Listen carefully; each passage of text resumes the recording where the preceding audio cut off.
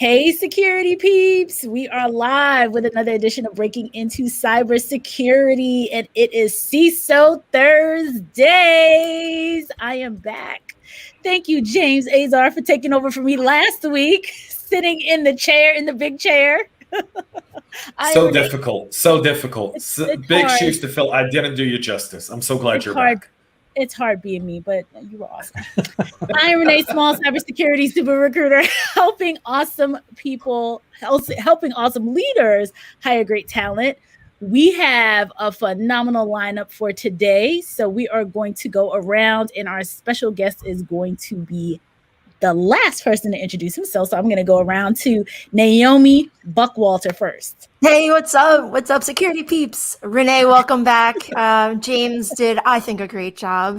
So I would say this week has been really good. I heard from 2 or 3 other people that I've been talking to, helping try to get jobs. And each one of them have gotten not only interviews, multiple interviews, but job offers. So it's happening. Things are happening. I'm so excited. I haven't reported it yet, Chris, so don't worry. That 221 will happen. We're going to meet that goal. Yes. It will continue to go up. Awesome, awesome, awesome. James Azar. Shalom from Israel. From How are Israel. You guys doing? There's no missiles or war. It's good news. I was at the beach. Can you guys tell from the color? I'm getting tan. Yeah. You're looking beautiful. Yeah. If I show you pictures of the beach, you guys just be so jealous. We will be jealous. That's for sure. Yeah. Chris Foulon, my brother from another mother. Howdy, everyone. Cybersecurity consultant and career coach here to help you all. And our special guest today, Alan Gwynne. I can't get over Chris's glasses. Those are probably the coolest glasses I've seen. Very, very cool. I'm from the Matrix, so. He's been called all kinds of things with those glasses. Matt Murdock, Matrix, everything. So I would like to introduce myself. As most of you know, in the past week, I'm sort of like a relative unknown in this area. You blew up. I'm waiting for the drum roll, right? You're famous now. So before this podcast, I was a professor, and I teach primarily business undergraduates. So and I teach a lot of them. Have about 180 students a semester is pretty common for me. So it's pretty big course. And so obviously I posted an editorial to the Hill, and if I could have gone back and wordsmithed that, I probably would, because I think there probably needs to be a little bit of context around it. I do want to lead off and say that I know some incredibly talented people who work in the information security area. There are people that have it in their DNA, and I think that's probably a requirement for being in that industry. But I also know some people who are paper credentialed. Hey, it sounds like better than doing what I was doing before, and I can get an impressive title and these sorts of things. So I know people at both ends of the spectrum, and to just be clear on something, no, you should not go fire your entire information security staff because 2 people share passwords. Okay, so I think that's important to say based on some of the comments I got, which, quite frankly, it was really unexpected. I did not expect the level of vitriol and personal attacks. So I've had a CEO reach out to me and let me know how horrified he was at the comment or at a comment posted by his CISO. And I've had, of course, a tremendous number of people reach out to me kind of privately saying, I thought you had some good points, but I didn't want to wade into the vitriol. But anyway, that's me. So, Alan, before you even go any further, I wanted to do two things. One, thank you so much for being here to talk about this discussion. The reason why we love having this show is because we often disagree. And at the end of the show, we're still all friends and we don't call each other names and we can be adults. And, I just want to set the stage and say, this discussion today is all about sharing opinions. And if anyone who else is going to come in, as people start coming in, I'll talk about it over and over again. We're going to keep it completely professional, sharing opinions, sharing your facts, and having some really great dialogue, which at the end, even though the discussion around the Hill article, became this big blow up. The one positive thing I can say I took away from that is that there was some really good dialogue in between all of that. So I just wanted to share that. And I know James and Naomi had a really good talk about it last week when unfortunately you couldn't, participate. So there were a lot of people calling in, a lot of people, making comments, chiming in. And so we hope to have a really good dialogue today. But I just wanted to let everyone know that, no craziness going on this show. I will not post the comments if they come up and, they are spewing that kind of the kind of things that you saw, some of the comments that you saw online. So a couple people are here. I want to shout them out before we get into it. Jonathan says, hello, ladies and gentlemen. Good afternoon, which is great. Nathan is saying, what's the buzz? Nathan was on with us last night when I had a show last night. I'm fairly new to this industry. I have experienced so much nonsense already. It's not even funny. Mm-hmm. So. Welcome to the show. Yeah. It's definitely not. It's not just cybersecurity though. It can be like basically any topic that isn't inside the narrative that's currently in the, that's PC in the social world. Like, so I made a post maybe last week that was not taken well by like anyone, but I experienced some discrimination, not from myself, but I experienced discrimination when someone else mentioned something about white men, and I stood up for it and I said, hey, I don't feel comfortable with that. And I posted that, of course I always do those hot takes. I posted it on LinkedIn, and like I had a bunch of people try to cancel me because I was like, this is discrimination. Why can't I call it out for what it is? And I realized it's just the inability to have a respectful discussion on sharing opinions. And that's why I reached out to you, Alan, because I've been there and I'm so sorry, but that should not have happened to you. You got canceled? No, I didn't get canceled, but it's one of those. You can't cancel someone who doesn't want to be canceled. You can't cancel. And I think that's the one thing. You don't give an inch. You don't give an inch to cancel. That's true, but now I have to be more careful because, like, what if my workplace now thinks it's a little bit of a liability to have Naomi talk about, anti-discrimination or whatever. So that's basically what I was doing. Like, I experienced this. I'm pretty sure this is wrong. Let me write about it, right? Let me process my thoughts. Add on your profile. All posts on my profile are my own and don't reflect my employer. Yeah, I should say that. Yeah. And you're fine from a typical corporate social media perspective, because at that point you're letting everyone know. I mean, I do that on a lot of the non-cyber shows that I do, like on the Tech Town Square or the other side of cyber, or when I'm hosted on other shows. I say, like, I don't reflect my organization in any of my opinions that I share. They don't reflect my employer. They don't reflect my organization. They're my own and mine to keep. And I think that's a fair. That's which a fair thing. Which is why I went to changing my organization back to confidential. Yeah. Because my organization has a very strict social policy, and for me to go through and get approvals for every single podcast that I'm on, it seems a little excessive. So I would rather just not represent them at all and just have my own views and opinions. Mm-hmm. Nathan said he got canned because he wasn't a cultural fit. Yeah.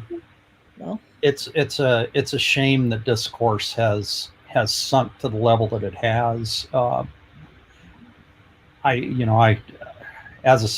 was very, very surprised at some of the responses. Now, I did go back and read, so I sort of looked at what had been posted initially, and I went back and read, and a lot of the comments have been removed, and a lot of them edited and things like that. Kind of as the I guess as the discourse sort of continued, it went from name calling into issues based.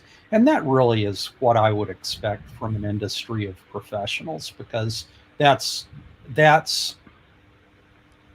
what I hope we're dealing with in the information security community. Nathan had a really good point, pointed out that it's not, and a lot of people have pointed this out, that this is multifaceted.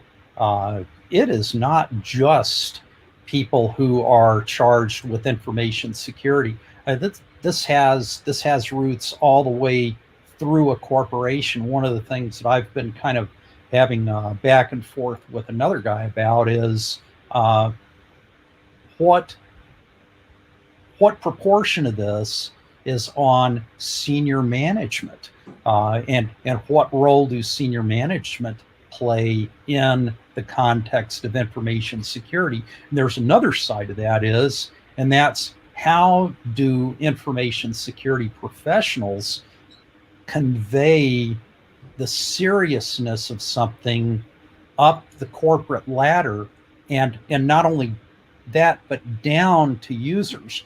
Culture is really important in the context of an enterprise, in the context of a firm. If you are an information security person and you're at odds with everybody, the CEO doesn't believe you, the users only see you when they've done something like clicked on a link that you sent them to see how many people were going to click on a phishing link, those kinds of things, and they make an association of only seeing you in a negative context, then you are not doing yourself any favors. You are encouraging people not to interact with you and to keep a low profile, and even worse, if they do something dumb, to cover it up, because they know if you find out about it or they tell you about it, that you're going to punish them. So these are issues that are very, very deep. It isn't as and I was guilty of this in the Hill article, of making this sound like this is a simple issue, but it's not. There are a whole lot of people that are involved in this,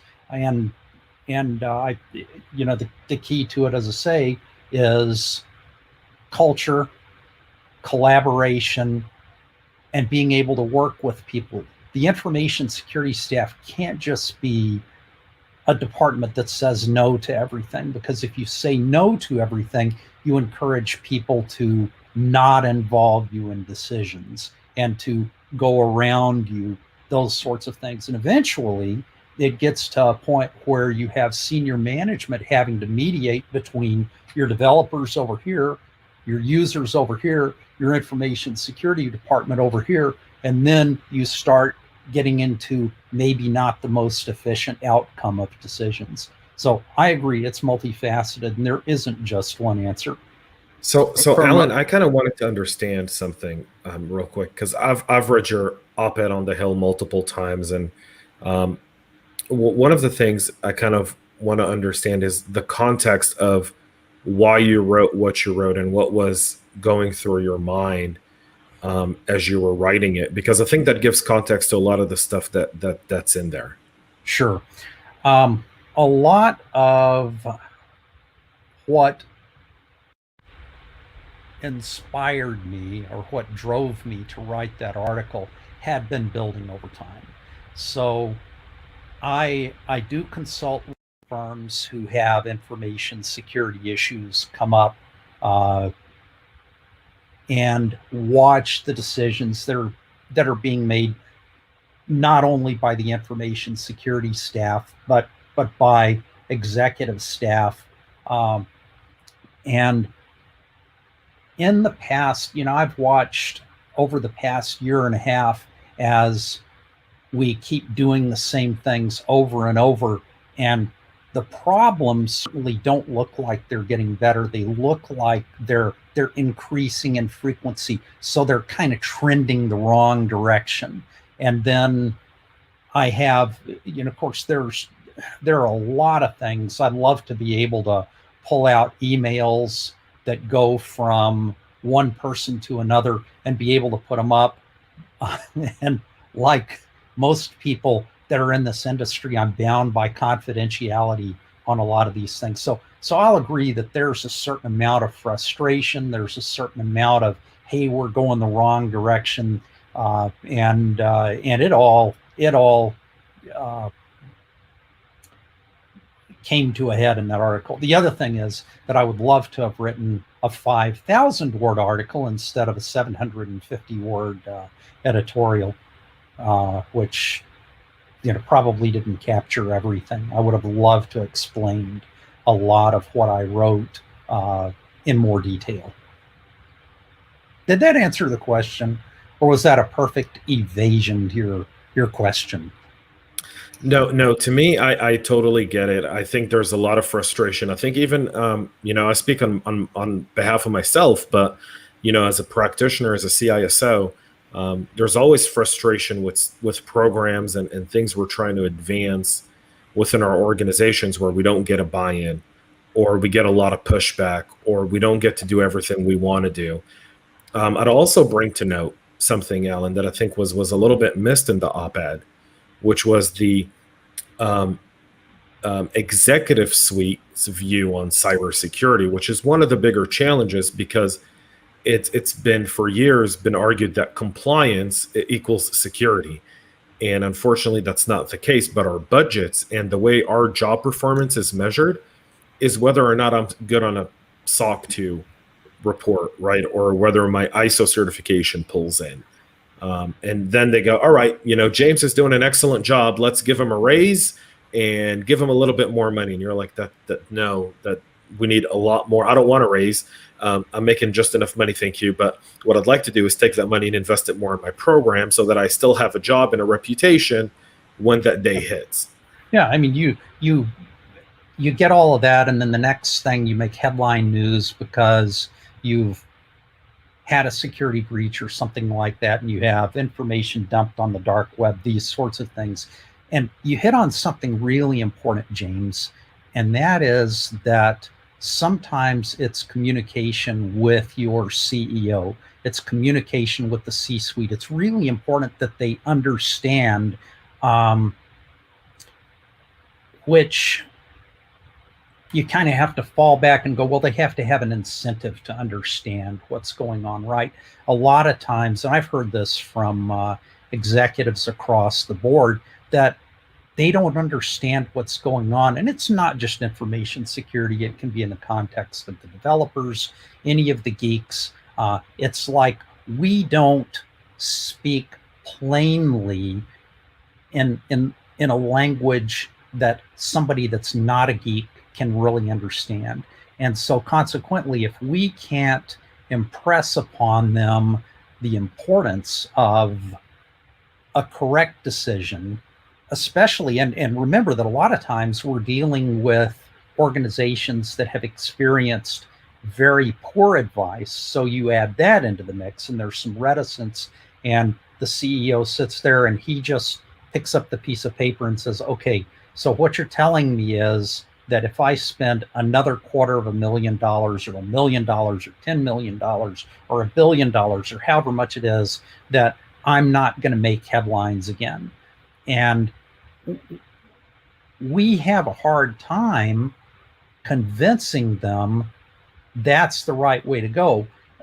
You look around at other industries, you look around at large corporations that should be in the position to be able to properly fund things, and arguably, I'm certain that their information security specialists or professionals would argue, hey, we adhered to best practices. Well, what does that mean?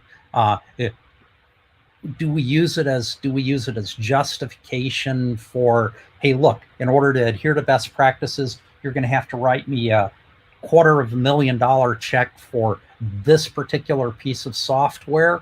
And the CEO looks at it and goes, gee, I'm not so sure about this. Why should I do that? They don't understand the answers. They don't understand the issues that we present to them. And again, you couple that together with maybe other people complaining about our staff. If the information security staff is isolated where people won't listen to them, then it doesn't really matter anyway. And there may not be an easy cure for that, except to rotate staff members out so that you get a fresh face, right? Until, again, the vicious cycle completes and the CEO suddenly doesn't understand this guy. I've been having an argument. No. I've been having a discussion. Argument's the wrong term. A discussion with a guy that thinks that we should just criminalize behavior from a CEO that doesn't agree with their information security department. They make a recommendation. They say, hey, look, these are the things that are illegal, and if you don't do this, this would be illegal. And I think that's the wrong approach to take on it. Well, I think that it really... Well, you're talking about ethics. That's a different thing. If someone is doing something unethical, there's whistleblower hotlines for that. Like, you can report to a government agency for unethical behavior. I think criminalization is a topic that we can talk about, but I don't see a very fruitful conversation coming out from that, because what I'm hearing from you, Alan, although I agree with you that at some point the CEO or whoever he or she is, they need to take responsibility. I think the focus should be more on the information security teams. We have to ask ourselves, why are we so bad at convincing business people to do the right things? I think it's us. I think we have poor people skills. I think we are terrible at talking to business folks. We don't understand the business. So why are we constantly blaming the executive team that we don't have a seat at the table? It's because you don't even know what to do when you're at the table. Like, we can give you a seat all day long, but you talk in mumbo jumbo. We don't even understand you. Why should we even talk to you? And the problem is with the tech folks, like the security people, don't know how to speak the language of the business people. And whose fault is that? Is that the business folks' problem? No, that's our problem. So I think if we wanted a seat at the table and we wanted to have the ear of the CEO and we wanted a budget, we need to improve ourselves, and that's the only way we'll ever get there. We need to work on ourselves. And I think your article kind of reflected on that a little bit, where you're like, we need to have more technical people. But in my way, it's more like we need technical people who can speak the language of the business, which is really where that whole diversity of thought comes in. And yes, that means more different kinds of people and different backgrounds and everything else, because the people we are talking to are all different kinds of people also. So if we're hiring for the same background, the same education, right, we're going to be hiring people just like us, no matter what skin color they are or gender. We're only hurting ourselves. We need people that think differently and who have the ability to speak to different types of people. Let's even pivot this conversation even further. Let's take the word security out of the conversation. You go to the business and you go, this is the risk. This is the problem that the business is looking to solve. These are the risks involved with the current business processes that you're using to approach your business problem. These are the risks involved. How do we go about solving this in the best way? Because it's the CEO is making a decision for the company, whichever way they see in their mind as being the best risk-based decision. And sometimes security professionals might not agree with it. But like Naomi said, it's about our ability to share that story in a way that they understand fully the risks that are involved in those decisions. And that goes throughout the culture, right? From the bottom, clicking on a phishing email, explaining to individuals your role in accounting. Why are you a target? What are the impacts of you clicking on a phishing email, so that they understand from a grand scheme of things how they play into the whole risk equation. Then they can make a risk-based decision on whether they ever do want to click on that email or not, and have them become part of that story. And then it becomes more about safety and risk rather than information security or cybersecurity. So you guys make all excellent points, but let's look at facts for just a moment.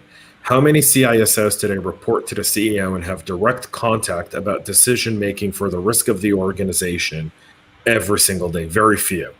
Very, very few. In fact, That's true. it's we can count them on our fingers and on our fingers and the toes on our feet of how many actually report to the CEO. So we have a challenge that's inherently the idea that the people who we're speaking with are either people who technically in a role we're supposed to be auditing, right? A CIO. So a CIO isn't exactly going to take all the risk that exists within the IT infrastructure up to the CEO because, well, that's going to make him look bad because he made all those IT decisions, right? That's been his kind of cup of tea. And all of a sudden you're pointing out that he's kind of set up the kitchen in a way where it's not very optimal to put out the best food at the most ideal time frame for a client to be happy. The other part of it is we're Naomi, you brought up an excellent point, which is it's on us as CISOs to solve these problems and leverage the few opportunities we have when dealing with the higher ups to really win it over. And part of that has to do with the fact that we don't have a standardized KPI format. So if I speak to a CMO today and I say, what's your KPIs? And I have 20 CMOs in a room, I'm going to get the same 5 common KPIs. Now, I did that at a roundtable last month in a room, and I asked the CIOs, what are your key KPIs? And I got 100 different answers from 20 different people. So what does that tell you? It tells you that as an industry, we lack standardization. And in a one way that could be effective, but in another way, it's really hurting us because we're unable to get a message across to the organization. And then you've got what I like to call armchair quarterbacks, sitting back and going, you know what security needs? It needs more of this and it needs more of that. And these are people who've never, sat in a room and handled an incident, or people who've been selling and peddling snake oil for so long that they feel like if you only used me, all of your problems would be solved because you know what I do? I stop the bad guys. And you're like, yeah, that to me is just absolute, horseshit. And I'll stop there. So awesome discussion, everyone. A lot of comments here. So I'll go through a few. Night of Virtue says, good afternoon. Marie had some good comments. If the corporation doesn't have buy-in on keeping the network secure and safe, it can be really hard. That's when Alan was making his point earlier, from the senior management to users until something really bad happens. So that was around the discussion around the budgets. Nathan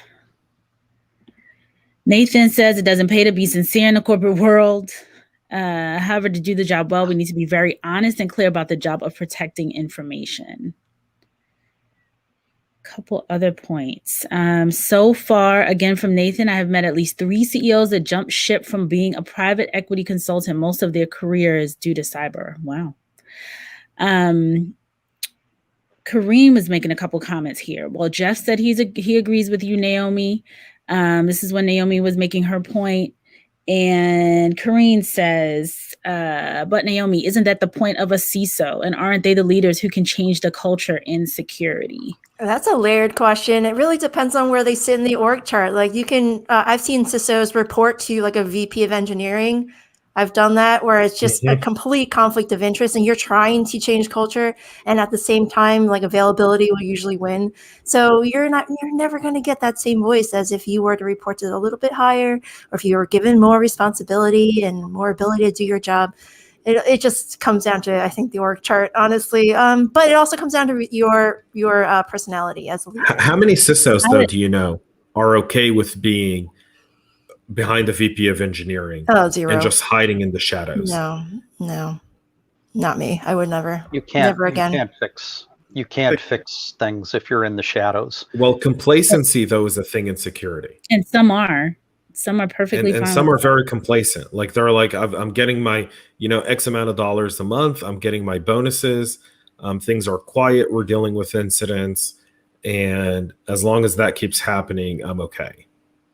I think some of the great places would be if you have to sit under someone and you can't report directly to the CEO, legal and risk as reporting heads tend to be a better place for a CISO, as typically they usually challenge the rest of the organization in their practices, and they're not focused on the availability aspect like a CIO or a chief engineering officer might. And right now, people have to understand that, these roles are coming down from the top. The CISO being hired isn't defining where they sit. Like, it's coming from a board, a CEO, and down the chain. So when the role shows up, it depends on if that CISO is either seasoned enough, either wanting their first shot and can get in and just wants a step into that space as a CISO, or if they're seasoned enough to know, well, I don't want to be layered and buried. Like, this isn't going to work out. So it's pretty nuanced to Naomi's point. Okay. And again, it comes down to how well we present ourselves. Like, if we don't have executive presence, we don't inspire confidence with other C-level people, they're never going to want to share their power with you because you're just an awkward little tech person. Like, you can't speak like the rest of them. You're just embarrassing, right? So they're like, we would rather hire you to do a great job, but we're going to hide you because we don't want you representing the rest of the business. And I've seen that. Yeah. So Knight of Virtue says, a valid point, Naomi. So this is Naomi when you were making your points before, but I think it would be valid right now too. A valid point, Naomi. Knowing how to communicate with business-minded individuals is a required skill to get your point across.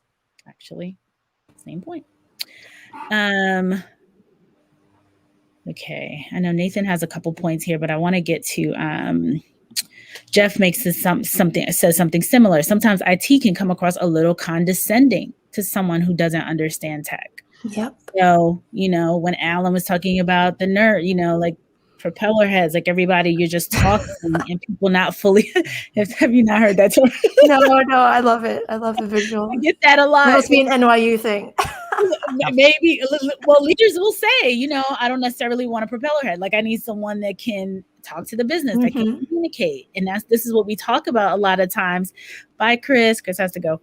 When we talk about the quote unquote soft skills needed for these roles in security. And it's not all, hardcore tech. A lot of it is the communication style, the communication aspect, and not calling people dumb and being condescending and, Okay, so Merrill says training the employee to have buy-in as a user in protecting the company and organization.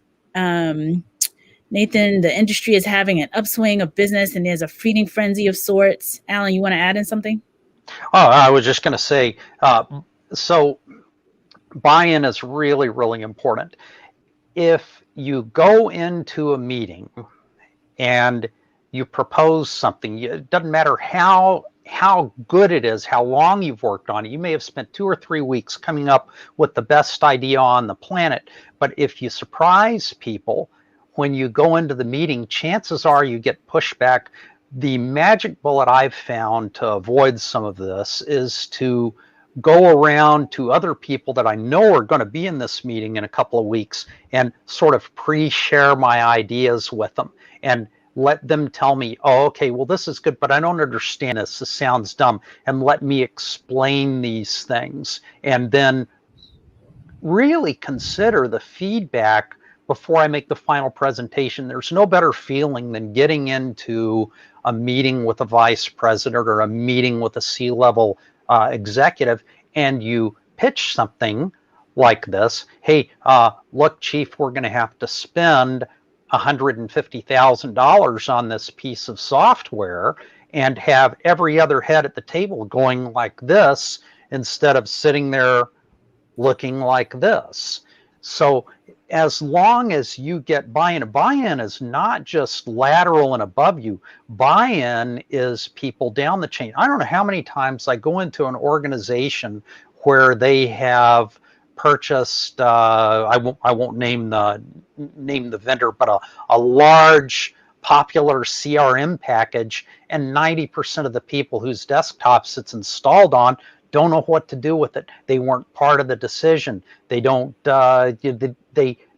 engage. And I think that a really good soft skill for a CISO or anybody in information security is to go around to users and say, what am I doing wrong? Okay, if you could, speak freely, talk to me off the record, tell me what I can do to improve the way you do your job, and then take those comments to heart and factor those in when you are working with a policy committee or anything else, because it's really good to have other people. Hey, it's not just me, the CISO, saying it. Hey, I've got everybody in the call center saying this is a good idea. That's a great position to be able to be in, and it's achievable. It is. Sometimes yes. Think of it like diplomacy, right? Yeah. None of the big decisions are made by when a president sits with another president. Those are all already done. What they're sitting there and doing is, so what'd you think of the lunch we just had?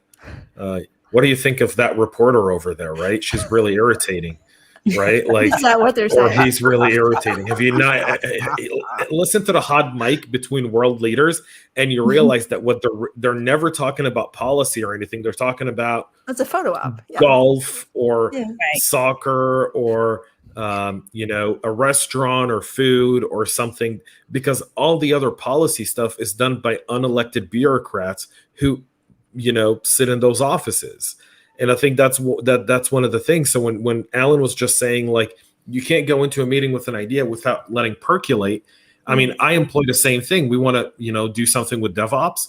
Well, we have our DevOps evangelists, like our DevOps champions, go into the DevOps team, get them to look at a few different things, get their buy-in, get them to start pushing it up. Mm-hmm. Then we have lateral talks. And then when I'm with their leader and we're doing, our weekly or monthly meeting or whatever that is, now we're going over some things. And that's part of the agenda of a greater, broader scheme of things, because you do have to strategize in an organization. And I think a lot of CISOs fail in that strategy aspect. So we're strategizing the NIST framework and the CIS controls and building defense in depth and using really awesome, buzzwords like zero trust and visibility, which is a new buzzword that I absolutely despise, right? Like everyone that sends me visibility now is getting invisible from my email inbox. Like those things that come in there, because people are going like, I can solve all of these different things, but we really need to think like diplomats in the way we do security, and we got to evangelize. That's why I hired a marketing person for my cyber awareness team, because I need someone who's going to create campaigns about security within the company that are going to be really, really appealing. Genius. It's all about that security culture and that mindset that security is everyone's responsibility. I know James hates that phrase, but you're right, Alan, you're absolutely right. Like, if we want to get things done, you need to work across teams and build relationships.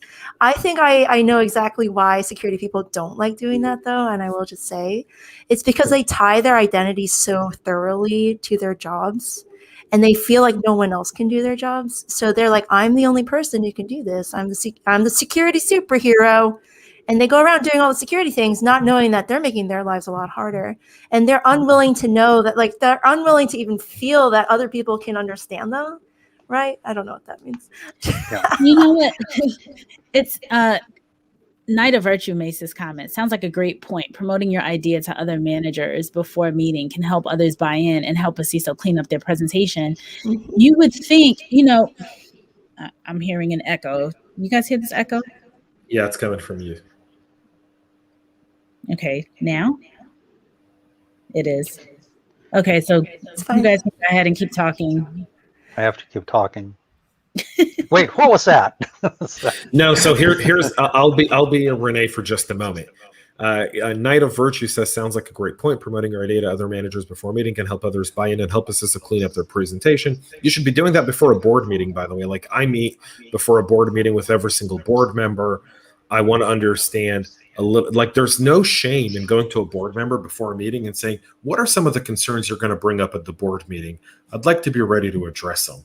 No one in the board wants to catch you blindly and set you up for failure, but they all have concerns. So understanding from the board, like, what are some of the more pressing things, speaking to the audit committee, if you have one, about what are we looking for this year from a risk perspective? What are some of the things that are really challenging us that I can address? And then what are some of our business goals? So when you tie in your presentation to the business, you're going to win every single time. And it still mind boggles me that we're having this conversation, like mind boggling. We've been having these conversations for so long. I feel like this is like the 5th remake of The Lion King. I agree. And they do it worse. It's unbelievable. Yeah, I mean, only like this time, only this time Scar kills Mufasa by just biting him in the back of the neck.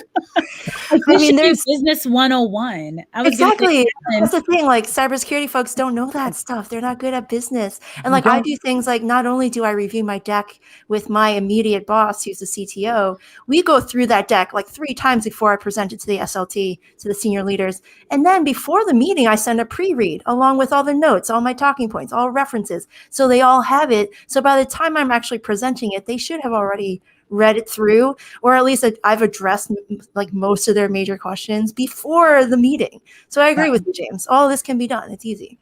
And the nice thing about it is if you sort of share it with people that are going to be in the meeting, both above you and below you, they'll help you out.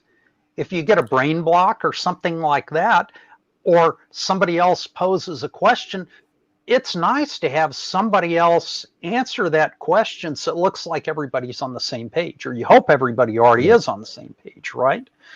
So I just want to point out something from your op-ed. You talked a little bit about standards, and you mentioned NIST and CIS and a bunch of different things that were in there. And the one thing I will tell you is the more you talk about the standards you use, the more your adversaries know how to come at you. Yeah. That's right? that's why I use this term, and I got ridiculed for using the term holistic. Okay.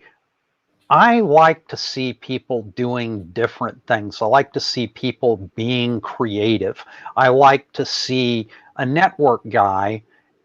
If you see something going on and you see a large amount of traffic hitting the server and you don't exactly know what it is, gee, wouldn't it be nice if you had permissions to get in there? I'm not talking about willy-nilly giving out administrative credentials, but if you had the position to be able to go in and examine the server and go see what's running on that particular port, see what process is there, go talk to different people. So I'm a big fan of not doing the same thing all the time, because as you correctly point out, James, if you do the same thing all the time, all I have to do is win once. You got to win all the time.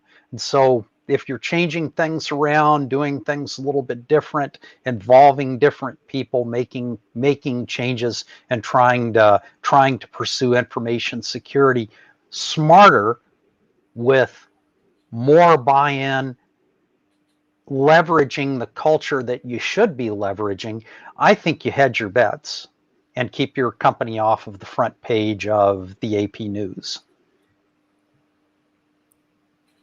Yeah. Comments.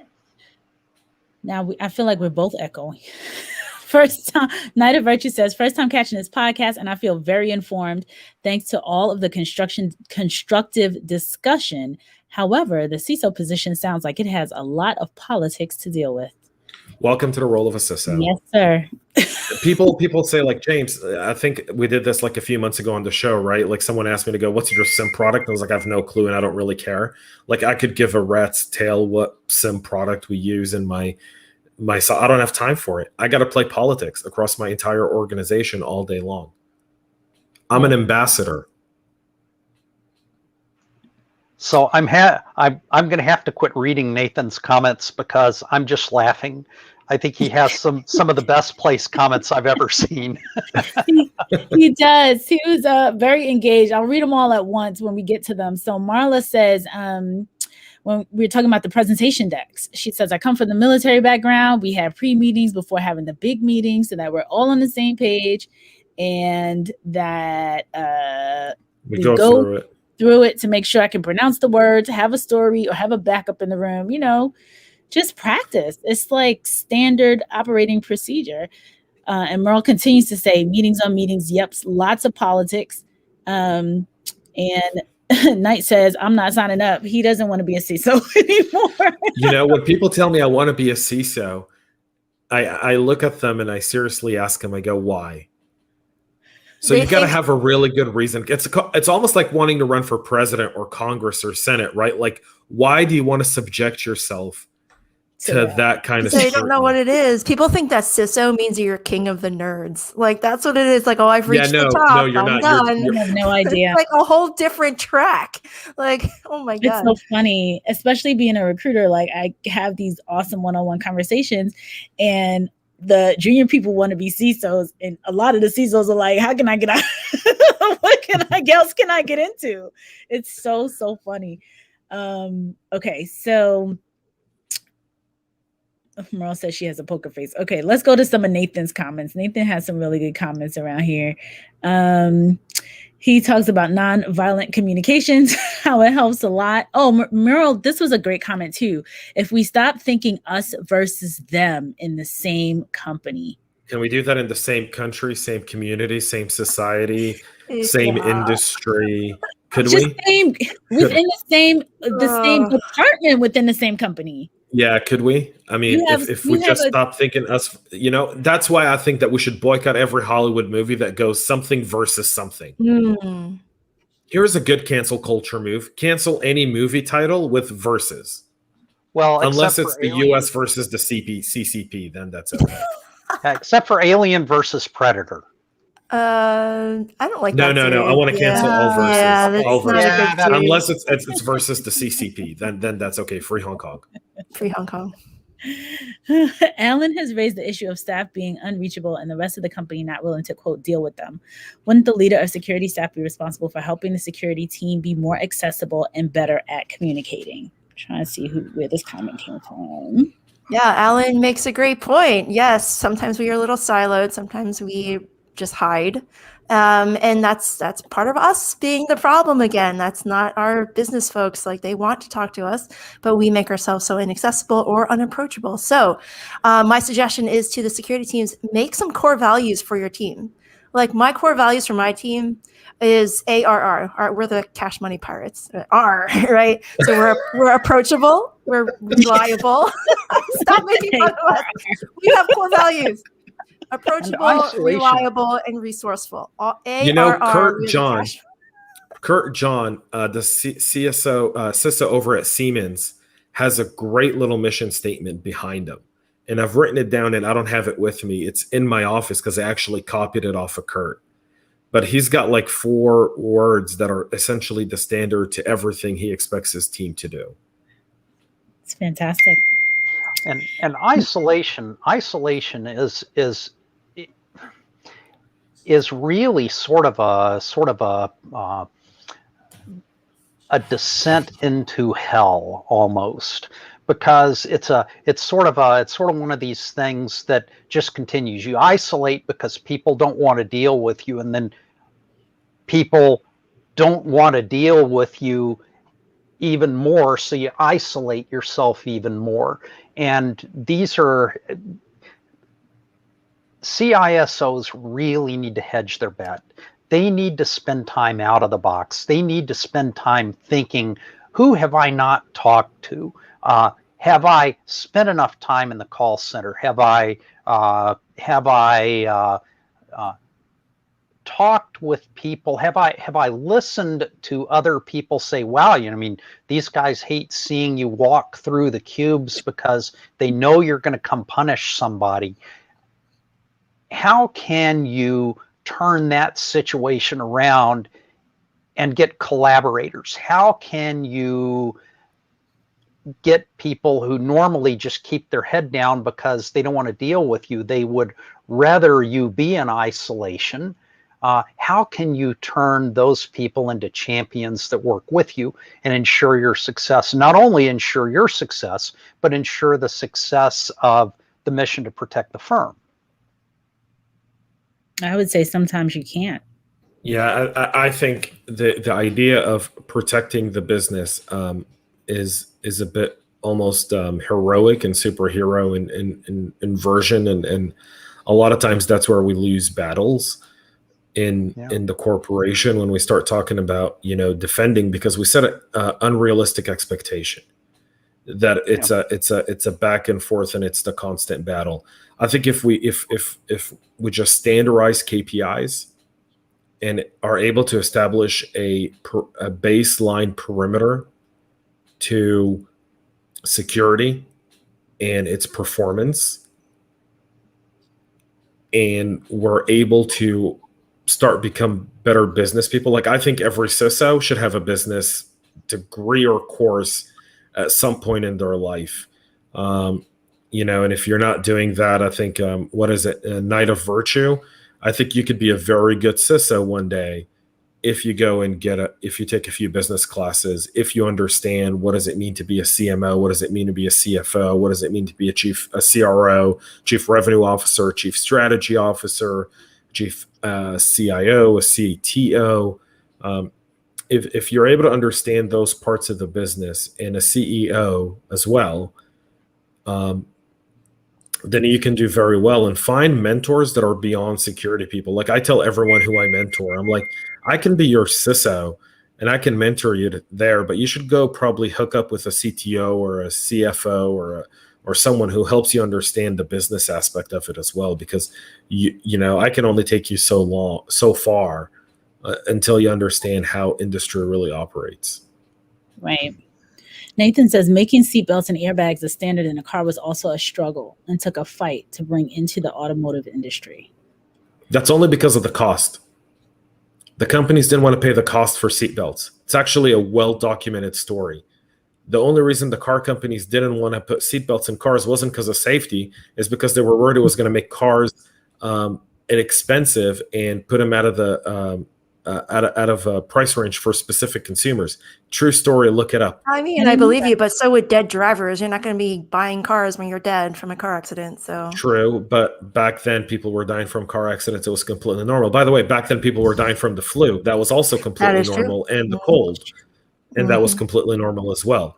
You know, today if someone dies from the flu, we go, he died from the flu. I know that's a still thing. I just want to point out that in 2020, 0 people died from the flu. Thank masks. Yeah, they work. Yeah. Yeah. Masks work. Yeah. Well, it's all about capitalism and profit. Like, did you hear about the Colonial Pipeline? The reason why they paid the ransomware is to get their billing systems back online, because they didn't want to, like, people to take gas without paying for it. So like people had accidents. So they filled up their cars with gas, and then they put the buckets and stuff, you know, the open containers with Plastic gasoline. And you know how many people died because of that? There are like a few people who died because Colonial Pipelines decided to lock out their systems so people couldn't get free gas. Are you kidding me? Well, it's not so people couldn't get free gas. It's so that all the gas stations down the line couldn't take free gas. I mean, but that's a so that's a media problem, right? Had the media said they're shutting down the pipeline not because the pipeline's at risk, but because the system that's under ransom is their billing system and they can't bill. It's like toilet paper when COVID lockdown happened. Like, people went and were buying, like, I saw pickup trucks full of toilet paper. Like, the scarcity mindset. I know Doesn't make any but sense. people died because of these decisions that the Colonial team made. Like, think about that. People died from this. And then again, so you can blame Colonial for that, or you can blame people who used plastic bags, I mean, to fill gasoline. Some people are just helpless. Yeah, it's the same thing as I know people today who haven't bought toilet paper in over a year. I know some people I actually probably won't be reuse their buying toilet for paper. another 2 or 3. Yeah, like, I'm like, you should have bought Bitcoins, man. So I think toilet paper has a shelf life, right? So I think some of it's going to go bad. Does it? So they're going to have to buy in a year. I don't think Does it has toilet a paper shelf have a life. shelf life? No. I thought toilet paper. I'll tell had you, a man, shelf I've been life. on airplanes where I hoped toilet paper had a shelf life because that stuff was like sandpaper. Okay. More comments. Karine says, a car maker, so she's saying exactly to you, James. Car maker named Tucker had tons of safety features in Detroit, ran him out of town. Boom. Mic drop. Mike. Capitalism Great. kills people. That's it, son. It's all about the Benjamins, baby. If we could put, like, you know, Biggie right here, it's all about the Benjamins. I will say capitalism's done a really good thing. Like, America, best society ever, but we're now in this place where there's such wealth inequality that people are like scrambling over the little tiny scraps that the corporations are leaving us, and companies like Amazon pay $0 in federal taxes every year. Like, that to me feels really wrong. There's got to be something wrong here. Anyway, sorry. Co-op. You know what's wrong? You know what's wrong is the fact that we can't get one government or one organization to create enough deterrence to lower the amount of cybersecurity incidents we go through. We have zero deterrence. Zero. Well, Zilch, and part of that nada. Part of that is That's not it. incentivized. Part of that's incentivized by class action lawsuits, right? I mean, you create an industry that goes out and files class action lawsuits with the eye on getting attorney's fees, and everybody else gets a coupon for a year of free credit monitoring service or something like that. If so we wade kind of into the political here, but there was. You did write your op-ed in The Hill. That's about the most political publication possible to write an op-ed in. I should have had my head examined when they You said. should have had your head examined. But I like The Hill. I like The Hill. Oh yeah, Fair and balanced. It's fun to read. But if you look at it, there was a piece of research that was published, I think it was a year or two ago, and I tried to find it. And of course, when you try to find a piece of research, you can't find it. The number $2,600 kind of sticks in my mind, which is the average cost that someone in their 20s, or that's the average cost of having their personal information breached. So if you find a company $2,600 per breached record, if you put something like that was a little bit more standard, as I say, we're getting way into politics here. These are things for people with cybersecurity. Listen, you wrote your op-ed on the heels of a colonial pipeline incident that had political implications in our country. It had political implications because 1/3 of the country had fuel insecurity. Now, you had people run out and get it, but 1/3 of the country isn't even dug when, what is it, like 1 out of every 5 kids has food insecurity? Or is it 3 out of 5 kids have food insecurity today in our country? So when you run out and you buy a bunch of Twinkies and you decide to throw them away, there's some kids that can't or have never tasted a Twinkie because their parents can't afford to get them one. So just think of that for just a moment, right? The colonial pipeline attack brought up a bunch of political discussions.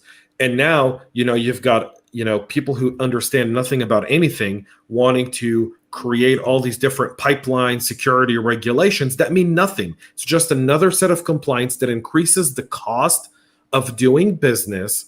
And that cost is going to go to who? To you, Alan, to me, to Naomi, and to Renee, because our fuel costs are going to go up because they're going to start charging an extra 2 cents a gallon, right, to deal with compliance. And that's a problem, right? What our government needs to do is say, okay, you want to do a ransomware attack on our critical infrastructure? We're going to create a deck of cards like we did when we were hunting down the Al-Qaeda, right? And we're going to give that deck of cards to people all over the world, and we're going to put a $5 million bounty on your head and a $10 million bounty on your head, and we're going to hunt you down with the best Department of Justice the money can buy, and we're going to deploy our FBI and CIA and NSA resources, and we're going to hunt you to the death of the earth. You better go find a mansion in Pakistan and hide there, because that's about the only place you can hide for a long period of time before we bring you right here to the U.S. and face justice for what you did.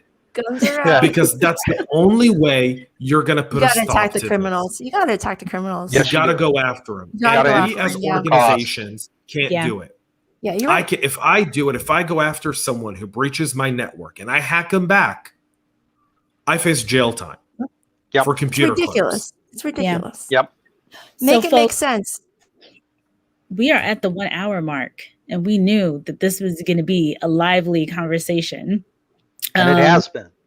And it has been. So unfortunately, we can't get through all the rest of these comments. Naomi had to run. Alan, thank you so very much for joining us today. Thank you. Awesome. Yes, Alan, thank you. Thank you for writing an op-ed that brought about a discussion. And sorry for all the personal and unprofessional attacks from a lot of practitioners. I, on behalf of all of them, would like to apologize. They don't represent all of us. There's a lot of good people here who enjoy other opinions. So we've got a good discussion going. How long is the good discussion going to keep going? As long as the new cycle is fresh. Yes, exactly. As long as someone still makes money off of Colonial. Right. Right? The moment people stop making money off of it. Discussion more and more. Yeah. The moment people stop to make money off of it, it's no longer interesting.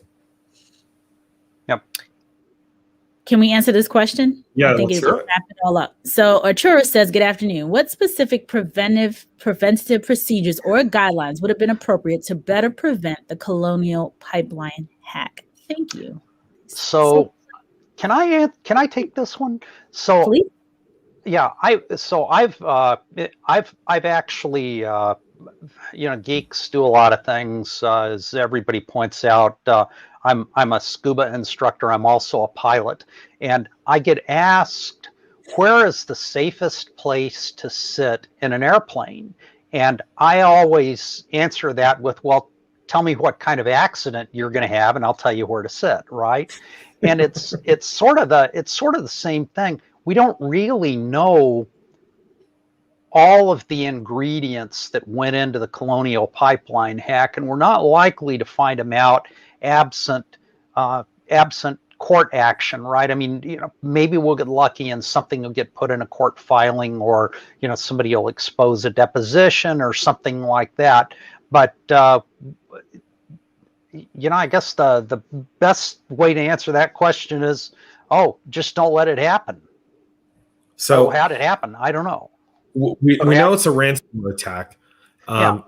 We know that the ransomware attack itself was not targeting the pipeline operations. They didn't target OT, they targeted IT. We know that, and what they targeted in IT was the billing system, meaning it was predominantly financial. They were hoping to be able to get quick ransom and put together the restoration without having the major impact that it did. And that's why DarkSide has gone dark, right? Because essentially now they're being they're persona non grata almost anywhere and everywhere. And again, that's part of going after the criminals who do these types of attacks. Yeah. I will tell you that based on some of the stuff I've seen, and I've been privy to some stuff, it's just bad IT management. Yeah, and you got to look for the anomalies on the network. You got to look for the stuff that you can't explain. You have to look at the network in context. What should be going on? Wow, how come it's taking so long? Because they had someone with a liberal arts degree doing it. Yeah. You know what I was going to say today about liberal arts? Humorous. This is so funny. No liberal arts today. So Alan, inside joke, or now not inside. Now it's not. Now it's not. James talks about liberal arts degrees every week. And as we were talking about the communication style, I was going to bring up the liberal arts degree folks have, they have that down pat. They understand how to learn, how to communicate, all of that. They also know how to draw and, share feelings, and it's all wonderful and great. That's right. But look, Mr. Ransomware Hacker. I get it, Mr. Threat Actor. You want to hold us at ransom, but $5 million? Listen, I'll give you $1 million and 4 drawings. They're really nice. They can negotiate. Someday they'll be worth money. Yeah. Oh my God. You can NFT these, and if you put them in NFTs, they might end up being worth some money later. There you go. Yeah. So, folks, this is the end of CISO Thursdays. Thank you so much, Alan Gwynne, for being on with us today. Thank you, James Azar, for being who you are. Naomi Buckwalter for being who she is. Yeah. For being all who you are, bringing this wonderful conversation to the table, and having this open dialogue. Like, this is the reason why we're here, to have these open dialogues, answer questions, and debate. So this was awesome. Thank you so much. The folks that are on YouTube, go and follow us. Thank you, Humorous Tumorous, and the other folks that are on YouTube. Please, please, please, everybody else, go follow us on YouTube. We will do an update with 221 and 2021. More people have been hired, so we'll do that soon. And everyone have a great. And next week, Dutch will be with us. And next week, we'll have Dutch with us. That's too. right. Dutch is back next week. So next Thursday, 1 p.m. Eastern. With Dutch. Have a wonderful Memorial Day weekend. And wonderful. Time out. No. Don't insult the service members. Memorial weekend is not a wonderful time for anyone who's donned the uniform of the United States Armed Services. Memorial Day is a time when we remember the men and women who went to battle, went to fight for this nation over its 200 and some odd year history and never made it home. And their families carry that void and that loss each and every single day. And so Monday is a day where we remember those folks, we honor them, and we take time in somberness, not in a woohoo, like capitalism has made this some sort of celebration. It is not. It's a day where we need to be somber and remember the many men and women who went to battle and did not come home. And so if you're by a VFW, if you see a service member in uniform this weekend, say thank you. That's all they want to hear, right? That's all anyone wants to hear is thank you. I'll be doing a challenge on Monday, FYI. So I'm going to be doing 22 push-ups on the ocean. That's 22 a day. That's 22 service members a day that commit suicide. That's a pandemic in our country. There's no timer on CNN or NBC for it. These are people who volunteer and go out and don the uniform, and they and then they come back and they don't get the help they need, and they're neglected. And that's why I did the Wounded Warrior fundraiser. That fundraiser is still available and open to please go donate to the Wounded Warrior Project. You can find that on Tiltify. If you go to tiltify.com and look up the CISO Talk Paisley Shirt Challenge, you can find it there and still donate to the Wounded Warrior Project. Every $150 that you donate gives service members with PTSD some sort of therapy.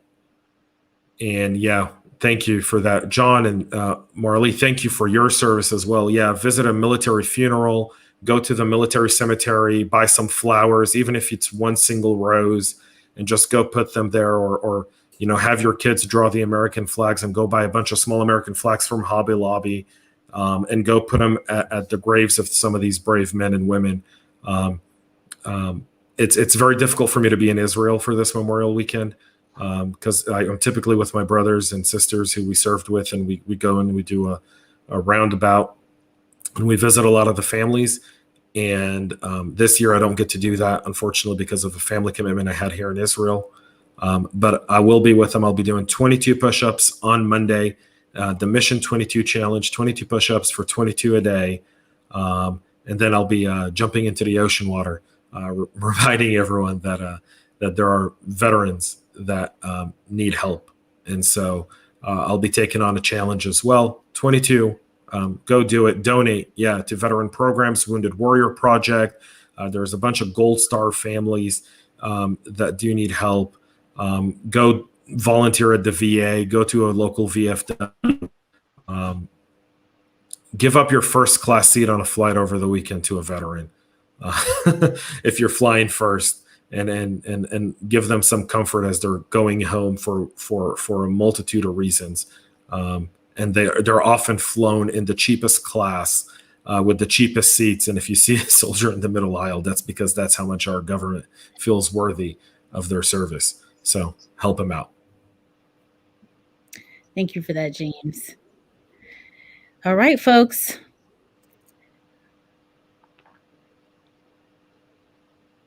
It's been fun. It has. Let's do it again sometime. Let's keep the dialogue going. Yeah, I agree. Let's keep the dialogue going. Okay, everyone. Thank you so much for being here. And we will see you next week. Bye-bye, everyone.